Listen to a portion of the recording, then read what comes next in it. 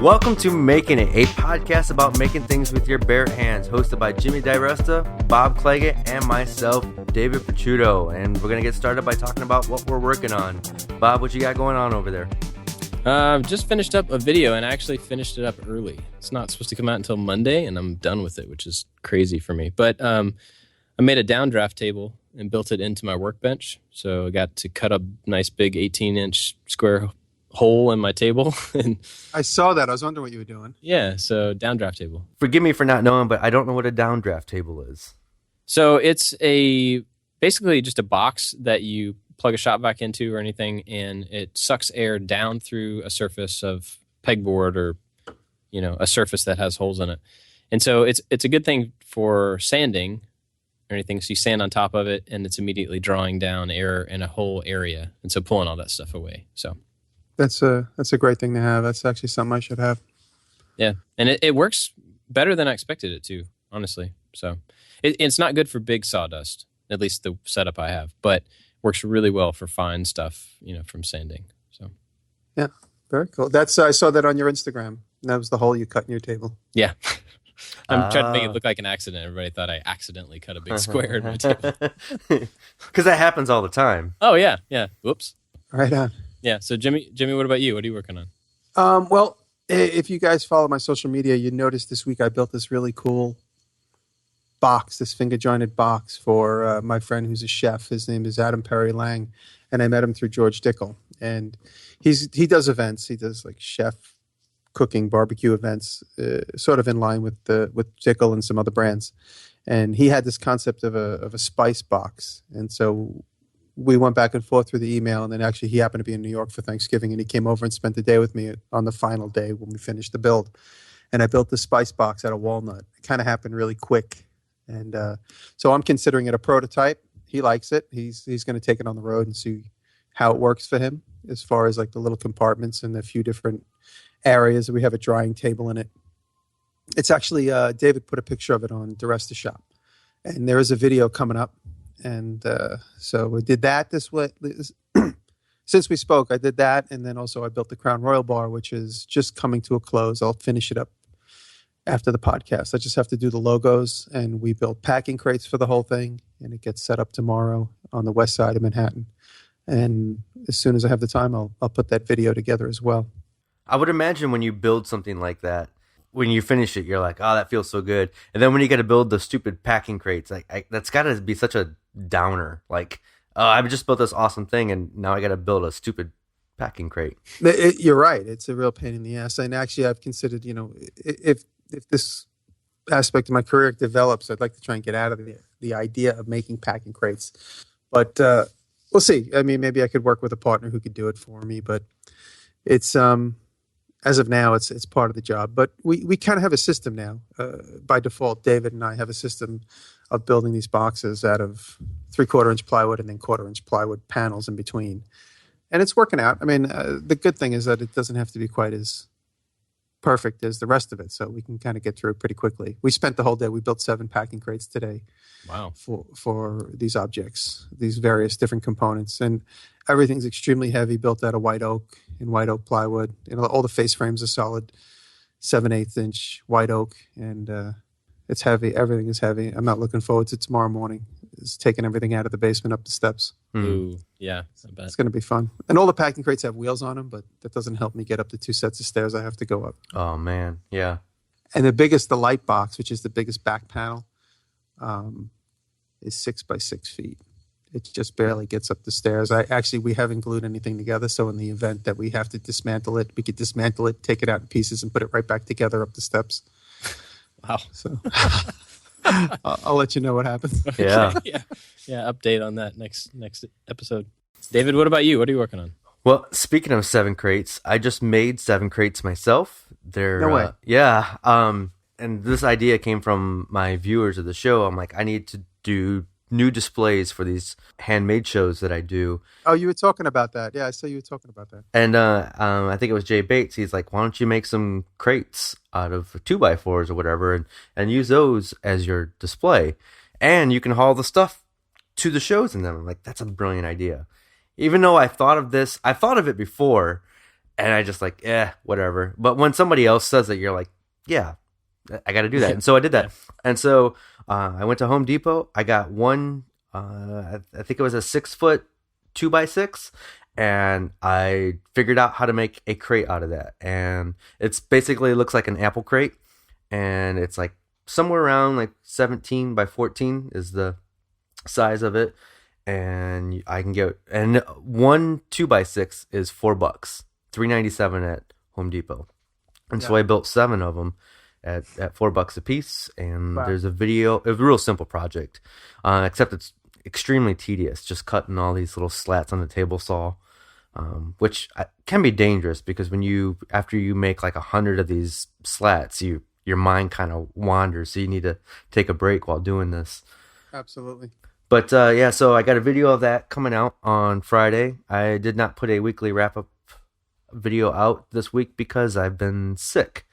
And hopefully... I meant to ask you that. I thought I missed something. No, not feeling well. Hopefully I'm feeling better by Friday. That's when I'm heading to Cleveland for this next 2-day handmade show called Manly Mart. So, yeah, that's what I got going on. Cool. I got a little update. A few weeks ago we were talking about hardwood dealers and like where everybody got their materials, and I said that excuse me, I said that I didn't have one here, and I actually found a place. I got a commission for a bunch more cutting boards, so I went looking for a place here locally and found a place that they mainly deal with construction lumber, but they have some hardwood. So finally I have a place here that I can go get some, I got some maple and walnut the other day and a really nice big piece of cherry. So my supply list is growing a little bit. Supplier list. Yeah. Somebody just posted on my Facebook page the other day saying, hey, are you familiar with this hardwood dealer in the Toledo area? And I was like, no, I never heard of it.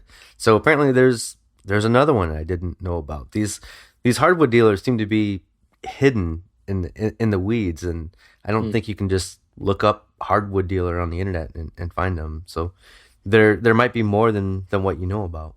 Yeah, that's true. Very cool. How many more cutting boards? Like 6. Yeah. Nice. I watched your cutting board thing, and I'm looking on my phone now just so I get my information correct.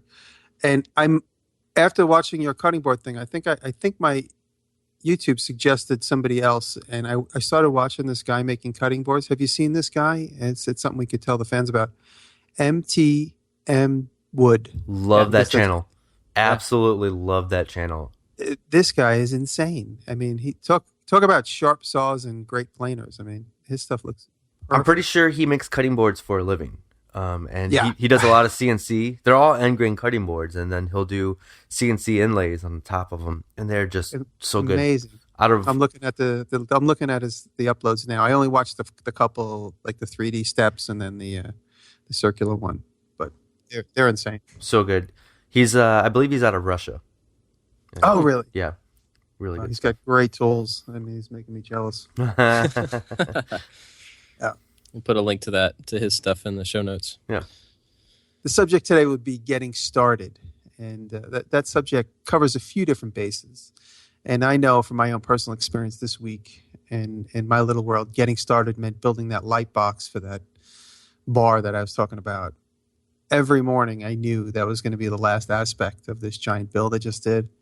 And the light box involved lamps that had to go by. And I think we were talking, Bob, you and I, through Instagram. I said I went to 3 different Home Depots to get 36-inch double lamps, which happened to be the right ones I needed because of the size scale. And I avoided that for the last 3 weeks. I knew that was going to be the one hurdle in this particular job. And it was so tough for me to get started on that particular aspect of the job. But thankfully, I finally got started 2 days ago in the morning. I went to the shop and I just said, today's the day. By the end of this day, when we talked about goals, and it's sort of the one way I focus on certain goals, I said, come hell or high water, tonight at midnight, this thing is going to be behind me. And so I gathered the parts the night before and I finally got started. And well, we all know that getting started is the hardest part. What made you decide, like, okay, tomorrow I'm actually going to do this? because it has to be done tonight. Deadlines. I'm actually curious about the step before that. What was the thing about it that made you not want to get to it? Made you put it off? Because I didn't have a clear vision of exactly how it was going to be engineered. Mm. And I literally, like, my mind like puts it together and takes it apart thousands of times, unconsciously, consciously. I mean, I go to sleep with this on my mind for the last 4 or 5 days. This is the most difficult part of this job, which is why for me it was the hardest part to get started.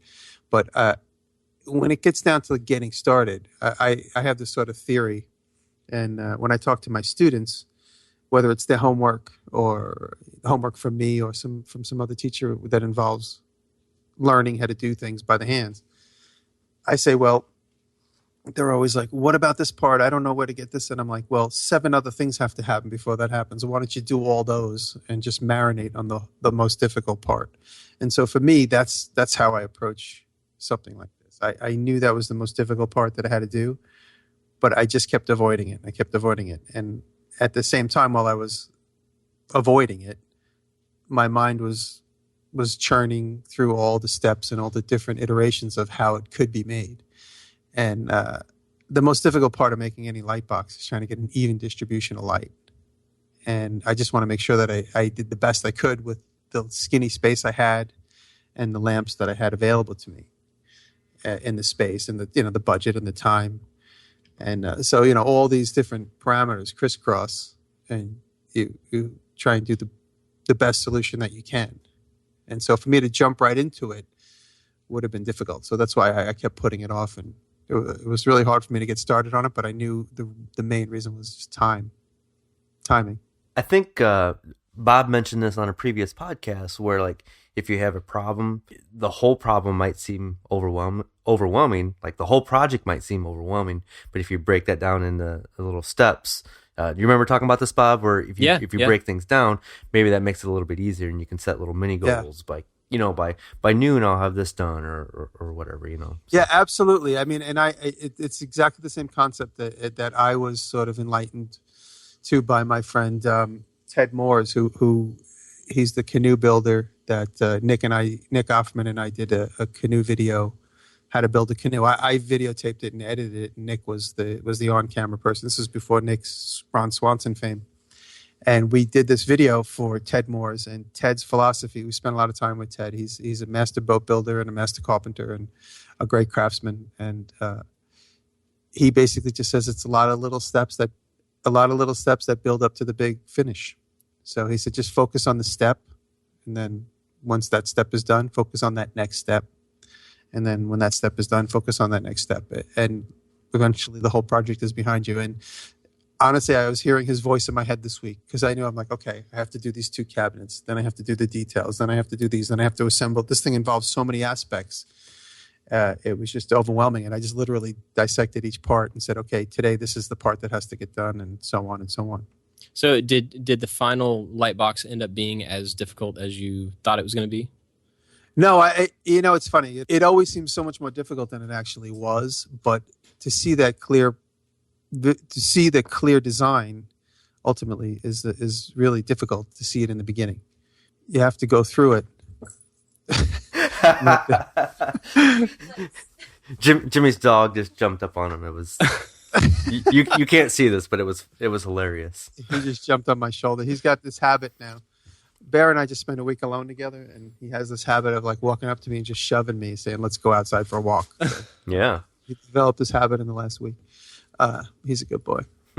But yeah, no. So the light box ended up becoming a little bit more simplified. In the beginning, I honestly thought it was going to be much more than it ultimately ended up being. So it was good to wait on it and just keep avoiding it. But you gave yourself this mental block that didn't need it to be there, right?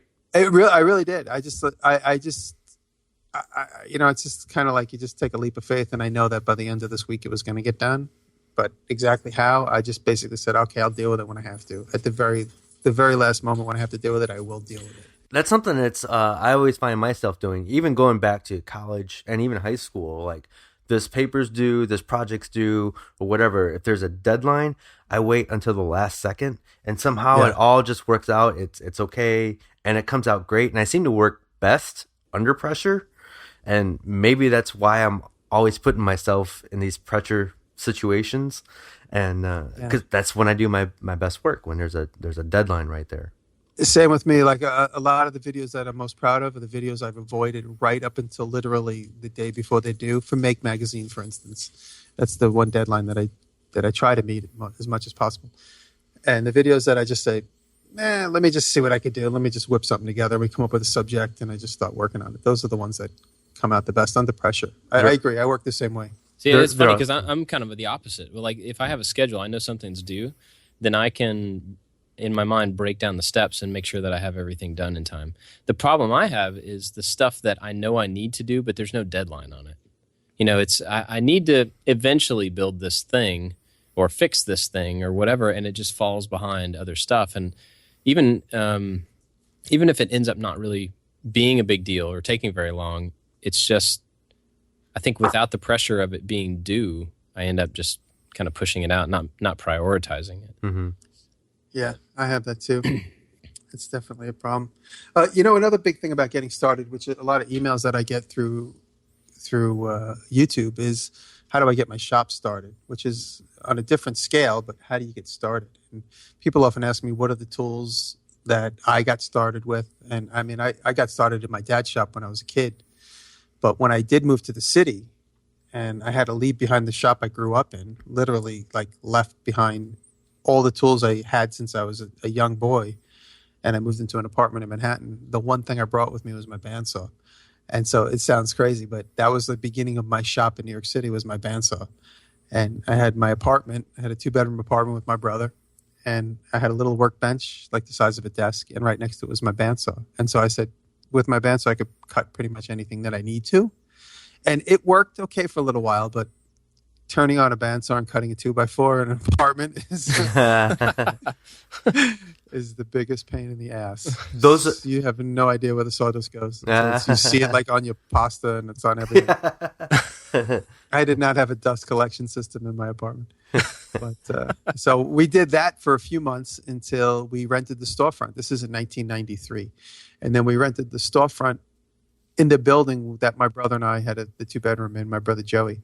And then we got the storefront, and that was the beginning of my shop in the city, that little storefront. And so then from there, I was able to bring in my table saw, and I brought in a table saw that I set up in the middle of the room. It wasn't the unisaw that I showed. It was another little, kind of like a contractor saw, and I was really only doing prototyping at the time. I wasn't doing the type of work that I do now, so I didn't really need too much. I was just kind of building mold boxes and had like Dremel tools. I was doing lots of like prototyping work with styrene plastic and vacuum forming.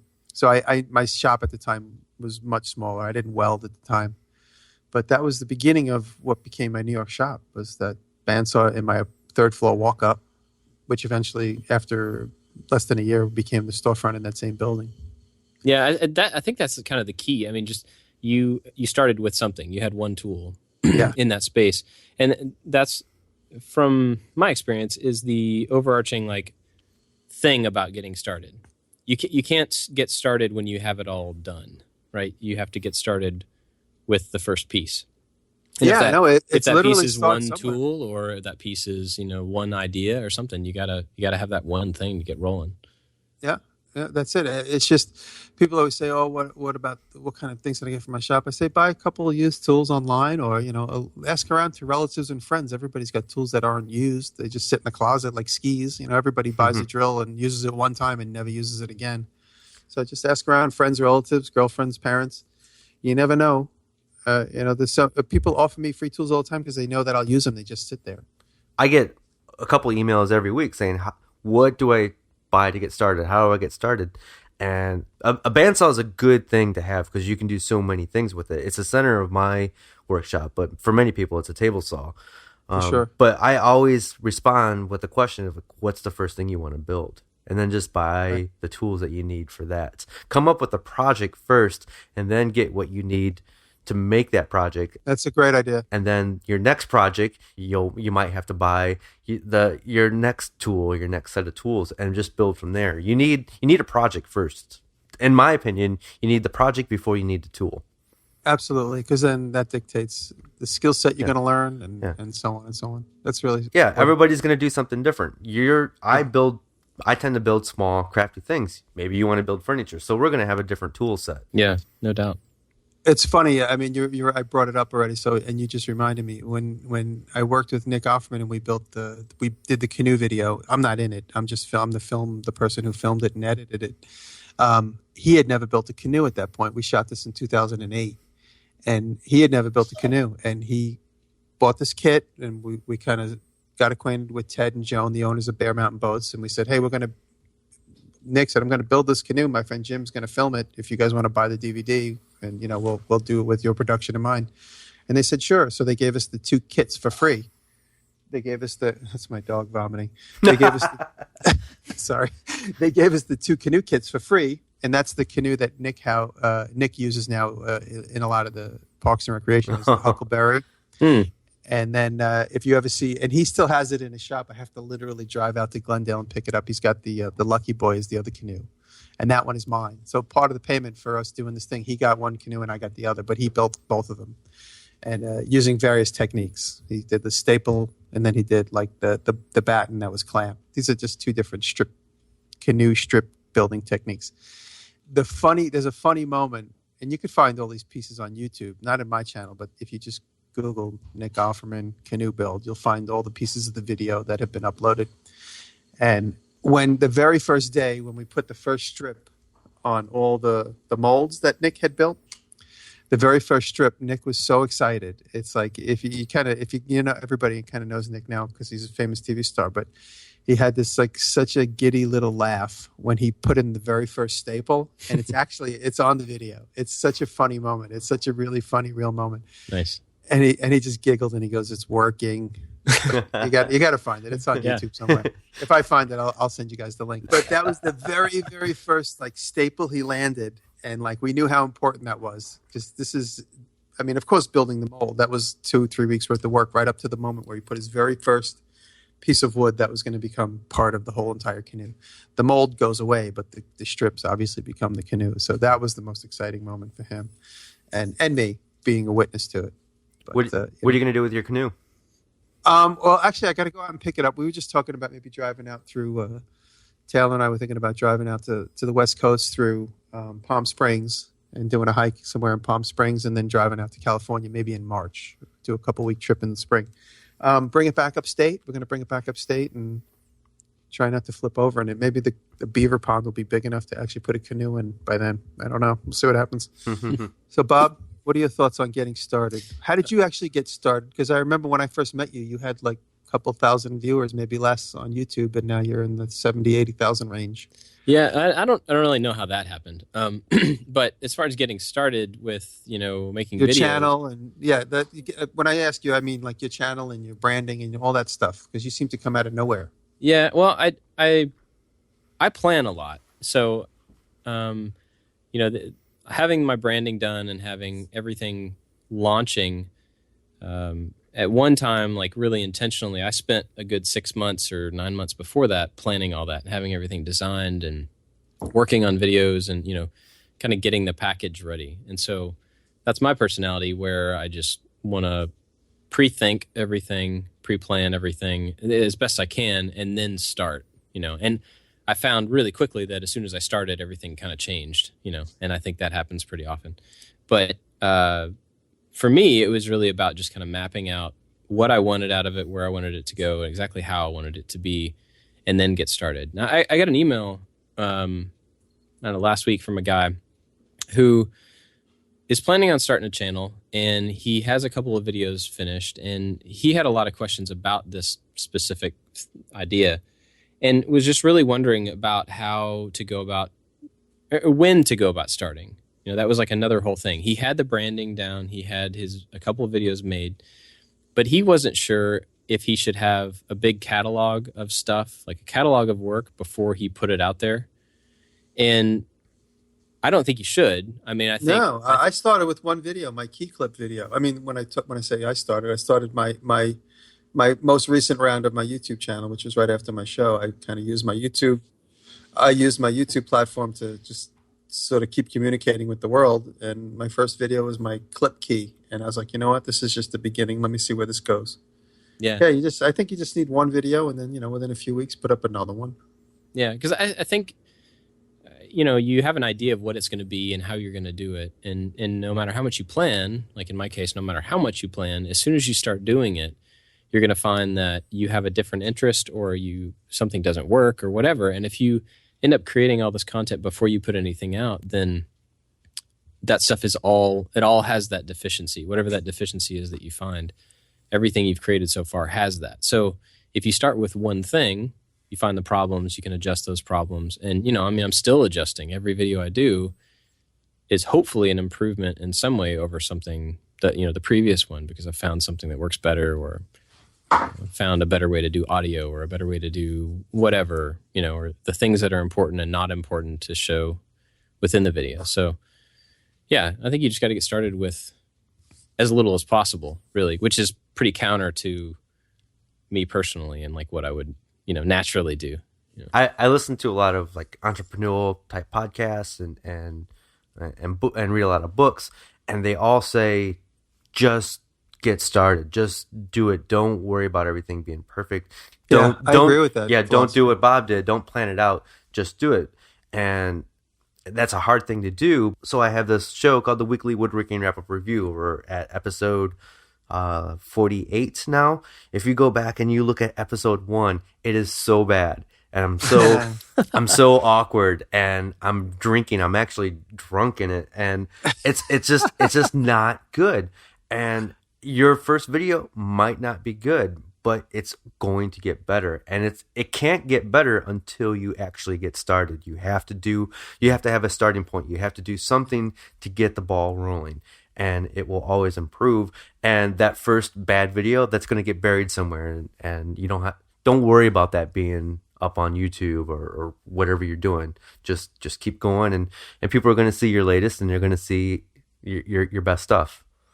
Yeah, and as they see you improve, as they see like I have a lot of people ask me about branding, because I worked really hard to get my branding strong and to keep it strong, and so I have a lot of people ask me about that, and I think it's a great way to start, to have that figured out at the beginning so that everything's consistent. But at the same time, as you improve your branding, or as you improve your quality, or whatever the thing is that you're moving in a good direction, people notice that, and they see it as growth. And so as your audience grows, they see your content getting better, or your products getting better, whatever, and they see that as growth, and they usually want to kind of come along with that. They're like, wow, this guy or this girl is doing more, doing better, and that's encouraging, I think, to them, that you're growing. I'm looking, while we're talking, I'm trying to find the video. I couldn't remember the exact quote, but there it is. It's a video that I needed something to cut out for a bandsaw. I wanted to do a video of me cutting out letters on the bandsaw. And I didn't want to just cut out the alphabet. I didn't want to cut out my name again, because that's kind of predictable. People get annoyed with me because I keep cutting my name out. So I found this quote by Mark Twain. It said, "The secret of getting ahead is getting started." And I kind of like that philosophy, which is why I found that particular quote, and I ended up putting it up as a subject for that bandsaw cutout. The secret of getting ahead is getting started. And literally, when I know, for instance, I got a big project, and I tell my students this all the time. They say, "Oh, I don't know what's going to happen when I get to there." I'm like, you know what? At least you got these 50 other things that you know that you can do, that you can accomplish. Just get started with those, and then everything will start to fall into place. But I notice a lot of people get paralyzed by fear, whether it's like a fear of starting a business, or a fear of starting a small project, or a rehab project, whether it's a house or anything. And they're afraid they're going to screw it up. And I was like, you are going to screw it up. Just know that, and just get started anyway, because you could fix it. Yeah. This isn't brain surgery. You're not doing open heart surgery on someone's life. This is just, a woodworking project. At the end of the day, you burn out a blade, you screw a saw up, you burn up a chunk of wood, you just start again. You learn from that mistake and keep moving forward. Yep. But if you are a heart surgeon, then you should probably know what you're doing. Definitely. You can't screw that up. So. That's on the podcast. That's funny. We were talking a little bit about my hand injury, and I said that's certainly something that I couldn't fix. So yeah, I had to go to the doctors for that one. David, I wanted to ask you, what was the impetus for you to start your channel? Like, what was the moment in time when you said, I'm going to start this channel, and your branding and your name and all that stuff? That's a good question. I had to think back. I just got started in woodworking 3.5 years ago, so I haven't even been doing the woodworking thing for very long. I was a photographer before then, and I was getting ready for an art show, and I went to go have some of my photography framed, and the framer wanted like 120 or 150 bucks for each photo, and I was like, whoa, that's crazy expensive. I took wood shop in high school.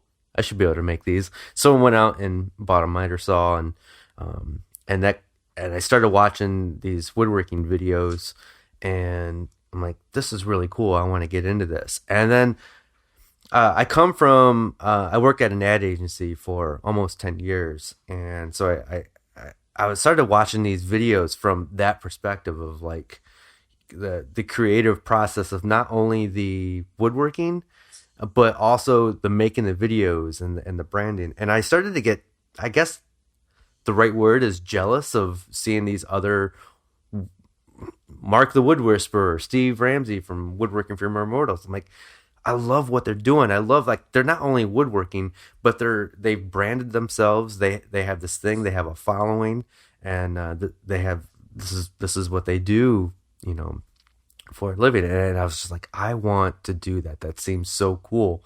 And so I took all my knowledge from being a web developer and a graphic designer from that and put it all into my channel. And I didn't have a lot of time to make woodworking videos at the beginning because I'm working a full-time job, 40 to 50 hours a week. So I started the weekly wrap-up show where I was talking about other woodworkers. And then I would do like a project build as I got time. And then that weekly wrap-up thing was just snowballed. I instantly started getting all these followers. And I'm like, you feed off of that when people are commenting and giving you good feedback. You Sure. take that and you just want to do more. And so I'm like, more project videos, and so it just snowballed into what it is today, and here I am. So Wow. And how long ago was that when you made your first video? Do you know the week and the year that you put up your video? The first one? The first weekly wrap up video is in the first week of January of this year. The first, Really? yeah. Wow. So we're coming up on a year. I did Oh, wow. I did a project video a few weeks before that, maybe in December. I'll have to go back and take a look, but somewhere about a year ago.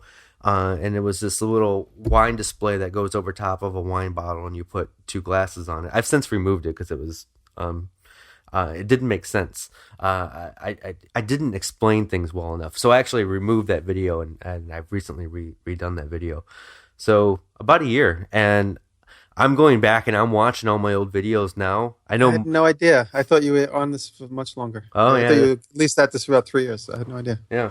So I'm going back and I'm watching all my old videos now, and I'm trying to get ready for this year-end wrap-up review where I'm gonna do like a best of and some highlights and stuff. And so I'm watching all these videos in one binge sitting. I can watch myself progress, and it's pretty cool to see. Like, oh yeah, that's the episode where I started to get it. You know. Oh, that's great. That's really cool.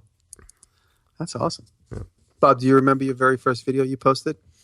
Yeah, because I really haven't posted that many videos, you know, so they're all pretty fresh to me. I mean, it's been a year and a half or so, maybe, but yeah, I think my first one was the vacuum former video, which, you know, still is something that people ask me about. I still get comments on it.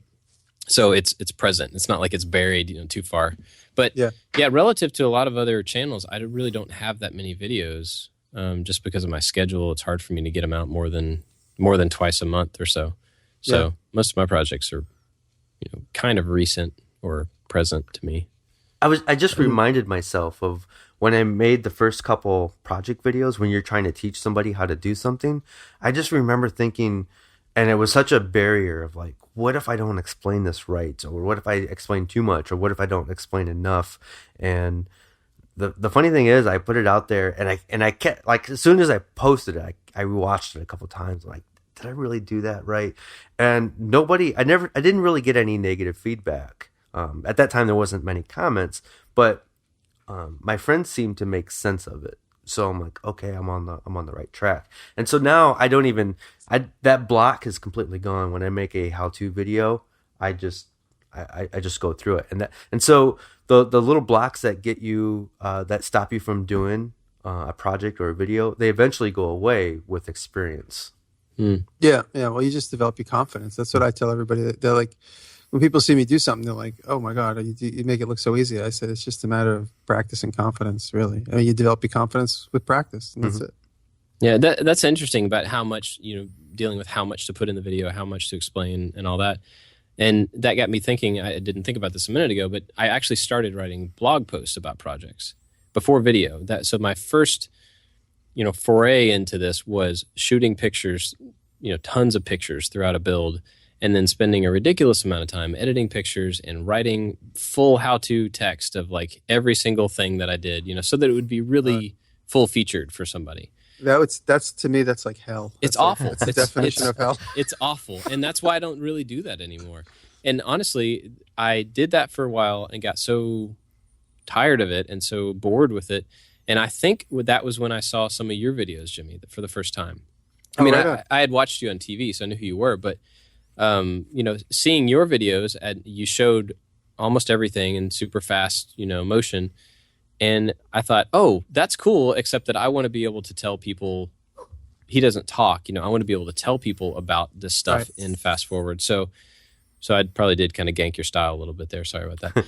But nobody would ever know. You have your own style. So, but I didn't come up with the fast forward button. Well, yeah, but it's it's the reason why I got started in that particular concept, that particular style is honestly, I have no patience for, like, I can't sit through a movie. Taylor and I never go to the movies because we're in the middle of the movie. We're like checking our iPhones. We want to get up and leave. We have no attention span when it comes to stuff. We're very, very bad like that. So I just found myself watching YouTube movies, leading up to my own personal endeavor. I found myself watching YouTube movies, just dragging the cursor to the end. I'm like, okay, this guy has a pile of wood in front of him. Let's see how he got there. I mean, obviously I have lots of experience, so I knew what he probably did. But when it comes to, like melting aluminum and doing stuff like, a lot of the machining stuff I don't have personal experience with. I mean, I guess, and I figure it out, and it seems to get people upset. Some of my comments are like, you don't know what you're doing. But, I'm just starting with machining and using these, the bigger machine stuff. What was your first YouTube video? I started when I did Hammered in 2006. I remember having a conversation with a friend of mine, and I might have talked about this on a previous podcast. My friend and I were talking, and she was in the Google AdSense business and stuff. And I said, how the hell does a viral video start? It's like so beyond me. I don't understand it. I see there's somebody whose cat's playing and there's thousands of hits. I don't, hundreds of thousands of hits. I don't get it. So I began in 2006, and I just started putting up like little bits and pieces of like stuff I was filming on the set of Hammered. Most of it's gone now because I put text over it, like, oh, watch Hammered on this date and this date. And so like I eliminated it all because it was just sort of like I was kind of forcing these commercials. And because I put times and dates on stuff, I noticed it immediately got dated for me. Mm-hmm. And so I remember like a year and a half goes by and I'm like, I got to go. I don't even know how to like remove the video. That's how naive I was. And anyway, so if you notice on the early videos, I left them up just because they're fun. There's me and my friends shooting shotguns in my backyard. And my friend Thomas from Denmark had never shot a gun. So he's shooting a shotgun in my backyard. So these are like just goofing around. And the first video that I actually said with intention of, okay, I'm going to try and start like a little TV series here, was me making a clip key. Like I put a clip on the end of one of my keys. And then the next video, I was a little bit more of a serious approach, was the bench, where I did like a mortise and tenon at the end of a bench. And I painted it dark brown at the end of the video. But I remember making the conscious decision right there and then. I'm like, if I'm going to make a lot of these videos and I want to edit them, I really thought I was going to make one video per week. I was being very optimistic. And I thought, okay, if I'm going to do this, how am I going to do it quickly? One way to do it quickly would not to deal with any voiceover or microphone stuff, because I filmed lots and lots of stuff with microphones, clip-on mics, and transmitters and stuff, and it's always a pain in the ass. I mean, all the TV shows I've ever shot, like every moment is ruined by a battery that dies on someone's transmitter. And so I said, let me just eliminate this whole aspect of the video and just tell the story visually. And I might have mentioned this also before. I put up a video once with a song in it, a Beastie Boys song, and it got blocked on my iPhone. I didn't realize the licensing rights issues. So then I said, okay, forget it. I'll just eliminate songs and music. So no music, no talking. And, that was sort of feeling my way through the dark in my very first couple of videos. And that's how I established that. And then just because I'm so impatient, I just fast forwarded through everything. I'm like, I want to put all this information in it, but I don't want to force somebody to sit here and watch it for 10 minutes. So I was like, oh, screw it. Let me just push the slider up to 2,000%. And I'm like, oh, that looks pretty cool. All right. So let me leave it there. And then that's really how I, just started speeding stuff up. Yeah. I film it. I don't ever really do like a real, quote unquote time lapse. I just film all the information and then I just speed it up in the editing process. That was the thing that I think drew me to your older videos, though, was because you could see everything. I could get through it. I could actually, ingest it all without getting bored watching someone cut, a very long board or sanding something forever and ever. And that was the thing that I think really caught my attention. And yeah, I want to be able to do that too. I want to be able to show every single step. Yeah. The only way you can do that, you're right, is by doing fast forward. Jamming time, yeah. And I when you see this spice box build that I left a couple of the steps out, and all of a sudden I'm like in a new place. But I starting to realize is like, how many times can I go to the chop saw? How many times can I go to the table saw? It's obvious, like I've already established how I've arrived at a straight, thin piece of wood. I pushed it through the table saw, or I pushed it through the planer. So I kind of skipped ahead in time in the spice box build. I'm just waiting for Adam to be okay with me, and then I'm going to post it. I want him to be happy with the video because he was part of it. So once I get his approval, I'm going to post it. But that's an upcoming video. But that's what I'm starting to do now with, and if we're talking about maturing, from getting started and then maturing, I'm eliminating a lot of the redundancy, not necessarily from that particular video, but from like all the videos, like where like, oh my God, a table saw again. Like how can we make a table saw interesting? And David and I were talking about this, and Dave came up with a great idea. He recently, he videotaped the table saw from inside just to try and get the dust like blowing through the so it's one of the videos on Diresta shop, a little Instagram video. Thanks. So ultimately we're going to do that. We're going to try and play with that shot where the saw is spinning and there's dust floating just because you're in the cabinet of the saw, and then you jam the wood through and all of a sudden it's just like it's vomiting sawdust, and then it goes away because you stop cutting, which is really cool. David came up with this shot, so it's a shot we're going to experiment with. I stopped doing the fast forward motion in my videos a couple months ago, and I try to do it all through creative editing now. I try that sometimes too as well, where you just like boom, whatever. Like I try and only cut on action. Like whenever there's something moving, boom, boom. If anything changes, I do the same thing. Yeah, because I like that too. Unfortunately, when I see that fast motion, and you say you didn't start it, but I think of Jimmy Diresta, and so I'm like, I want to do my own thing, so I'm trying to do everything with creative cuts and remove the fast forward, and so, but it works for you. That's your style. Bob's style is I also like Bob's style too, because it's like there's no crap in his videos. It's like he's talking from beginning to end. This is how you do it. He's got the music that keeps it moving. There's a really good flow to your videos, Bob, and before you know it, the video's done. And so you both have a style, and I think everybody should want their own style when it comes to video. So that's your recognizable thing. So. Yeah, Jimmy, you said something about you said eliminate, and you were talking about eliminating like unnecessary stuff. But that word stuck out to me as far as barriers too. When getting started, you said that you stopped doing voiceover, you stopped doing music because those were things that were going to slow you down and make it so that it was harder for you to do your videos. Right.